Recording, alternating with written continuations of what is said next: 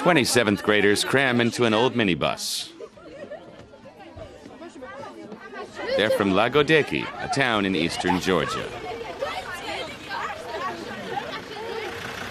It's 10 o'clock in the morning when they set off. Instead of sitting in a stuffy schoolroom, they'll spend the day planting trees. The bus heads off toward Georgia's oldest national park, 20 kilometers away. This region at the foot of the Caucasus Mountains is known for its sumptuous forests. But those forests are under threat. 44% of Georgian territory is covered with trees. But more and more of those trees are dying because the ground is too damp. Illegal logging is causing bogland to expand.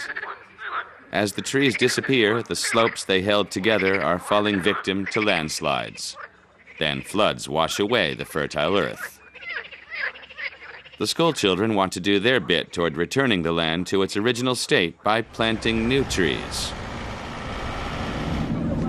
Leri Chochuya from the Regional Office of the Worldwide Fund for Nature, or WWF, is going with them. We used to have such beautiful trees here. But then the swamp started coming closer. 1,500 hectares of woodland just disappeared from the face of the earth. We want to give new life to 500 hectares of that. New life begins behind a fence. The freshly planted areas need to be protected from animals. The WWF has been active in the Caucasus for 20 years.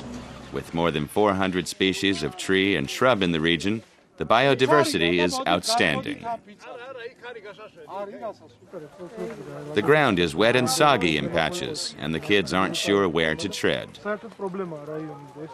It's certainly a different biology lesson to the ones they're used to.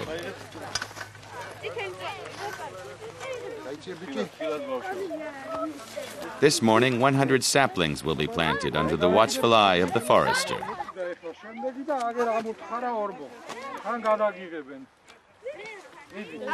Tamara has never planted a tree before, but she knows what the trees are good for.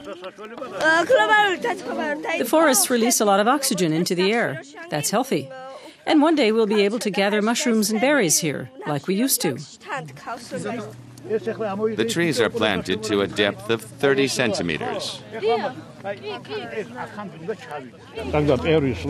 It's not hard. You just have to do it. Normally the plants have to be watered too, but these trees don't need any water. The ground is damp enough here. Watering them would cause damage. It will take 15 to 20 years for these saplings to grow into a dense new forest. Let's drive over to the river, the Alasan River. There we can see how the water is rising and making the ground wet. That's right in the middle of the national park, not far from where we are now.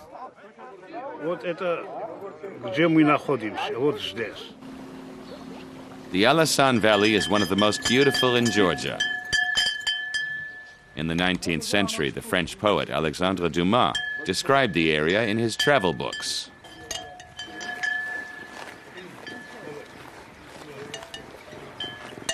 Dumas would scarcely have imagined the environmental problems the area now faces over a century later, a side effect of modern Georgia's desolate economic situation. Look around. None of our neighbors have as much forest as we do.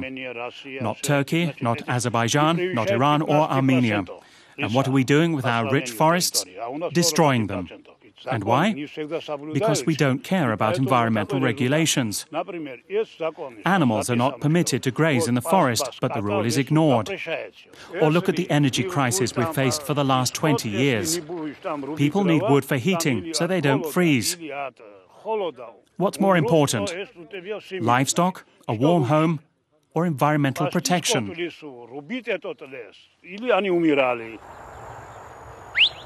Poverty has left deep scars in the Georgian countryside. Who's going to worry about environmental protection in a country where more than 30% of the population live under the poverty line?